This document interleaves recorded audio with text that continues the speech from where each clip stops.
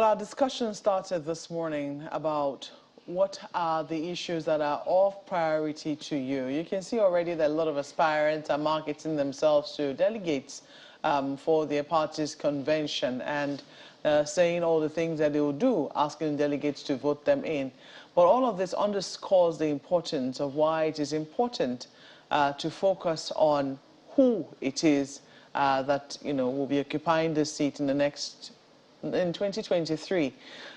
We have another perspective this morning from Temilade Okesanjo, who is a founder of Identify the Right Leader. That's an interesting organization. What precisely are you doing? Are you going around and telling people what the qualities of a good leader are? Thanks for having me. So Identify the Right Leader initiative is essentially a group of young people coming together to say that it's important for us as Nigerians to not only complain all the time or talk about why we don't want a particular leader, but it's also a responsibility for us to identify who we think is right to lead us. So essentially looking at people's leaders' track record, their pedigree, understanding what their impact has been, and also putting out the awareness to people to sort of see who we want to sort of influence the narrative about coming, especially for the presidential election. And let me guess, this movement started when? Maybe really close to the elections? How old is Identify the Right Leader? Yeah, just barely 1 year. So yes, it was obviously influenced by the presidential election. So for us, this 2023 is like a major step in the right direction for Nigerians. So we need to get it right this time. Which presidential election, or the forthcoming one, or the last one? This one. This coming elections. Yes. So were you able to see any sort of thing close to the right leader that your group likes to identify from the president's speech? So from the president's speech? Yep. Okay, from the president's speech, I think the president is solely concerned about the continuity, obviously, and he wants someone who will definitely move Nigeria forward, someone who's got the experience, someone who understands the problem, and someone who's gone through that. All those aspirants think they are the person the president is talking about. How is that possible? That's what they're contesting. Okay, so for me, I think away from the president's speech, I think whoever is going to become the next president of Nigeria must be able to have shown us what impact is made in Nigeria. I mean, like I said, we can't afford to gamble anymore. For me, this is it's almost like the last chance to get Nigeria right. So if we have a president who says he wants continuity, I'm not sure the continuity he's talking about is so much about same party or sort. I think it's more about who has worked this part with me. I mean, I personally think that. So I think it's more about who can fix the problems. And I think obviously the vice president has been a dependable deputy enough for all of us to see. So he obviously has the capacity to carry on and move Nigeria forward. Given that he's obviously the only aspirant who has been in that shoes. He's been able to govern Nigeria. This is not a state thing, obviously. So he has the experience that cuts across relationships with governors, ministers.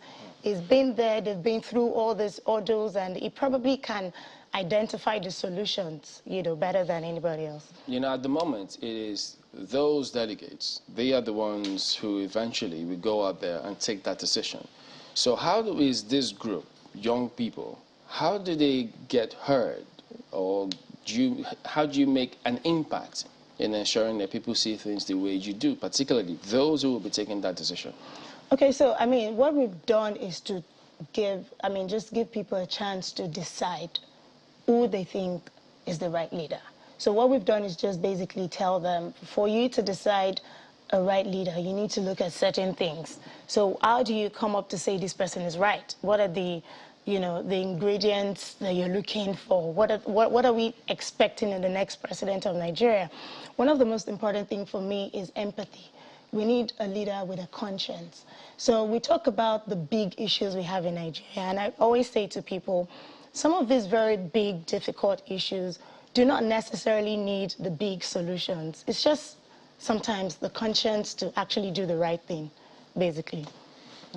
Do you see that the fact that, you know, the person who you've identified as a good leader, as the right leader, do you think that he'll be burdened, he'll have as a baggage the fact that he's been a part of this administration, and that, you know, when it comes to security, there have been many questions as to the capacity of the state, and he's no less a vice president in this administration.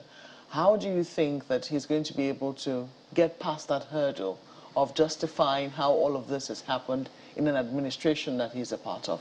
So for me, I think it's a plus for him, because being a part of this government, His Excellency is at the chance to, for me, act as, you know, president, and for me that's the most important part, to delegates or to Nigerians about deciding who is going to be the next president.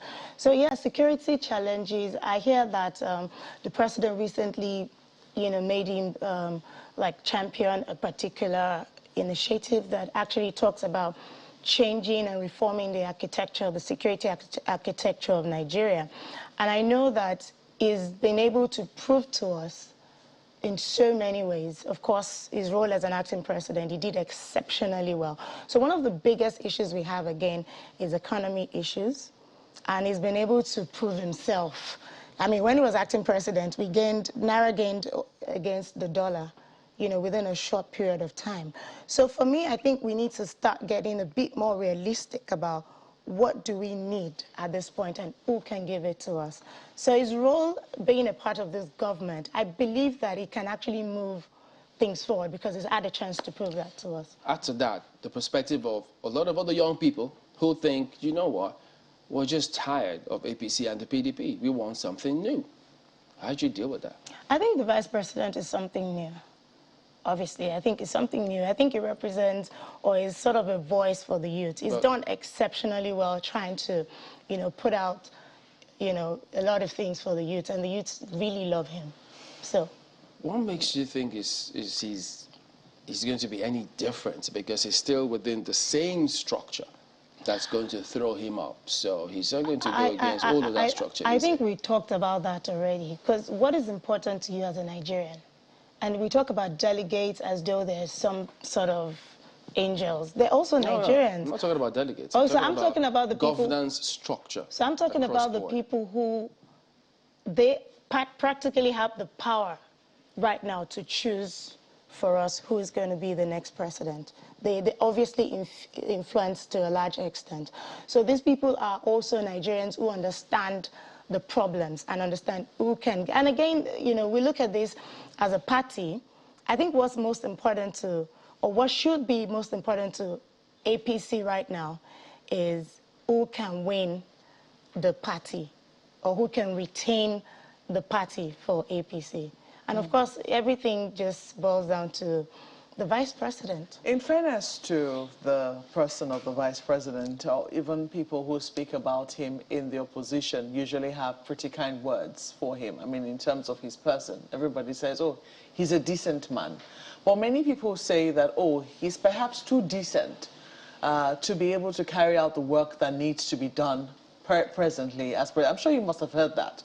That perhaps he might not be steeped enough in the politics of that of the APC, one, and also the kind of politics that Nigeria currently needs at the moment to get things going. Have you heard that, and how are you responding to that? And I'm wondering, what sort of politics do we need to get things going? Do we need dirty politics? Because if you're saying someone is decent, I think we need pretty decent politics. And I think he's played that as a deputy with the president. For me, I'm just looking at, what did you do? I mean, why do you come to me and say you want to be the president of Nigeria where I can't really? And then they identified the right leader. Sorry, I forgot. We actually put out this for him. We came together to put out the unveiling Okesanjo, If Empowered. And this talks about His Excellency's journey in governance from when he was, you know, special advisor to the Attorney General at the time to when he was Attorney General himself, and then Vice President, his role as acting president. And we sort of looked at the projects that the president really gave him, the projects he championed, like the trader money, N-Power, the economy sustainability plan, a lot more other projects, even when he was in Lagos State. And we isolated the impact of this project. So for me, government is, especially the Nigerian government, they're usually about the achievement. You know, you quickly they put out the achievement. But what's an achievement without an impact report? So that's why we have a lot of, if you would go through the book, it's on our website, and then you read more about it. So as the delegates go out tomorrow, you're optimistic that perhaps they could be selecting your preferred aspirant? I'm absolutely optimistic. And I'm sure that the president, having fought corruption for 7 years, will not hand over Nigeria to a corrupt leader. That's one thing Nigerians are very confident about, basically. Well, we'll see how matters eventually pan out tomorrow. We'll have to thank you very much for coming on Sunrise Today this morning. Temilade Okesanjo is the founder of Identify the Right Leader. Thank you so much once again. Thanks for having me.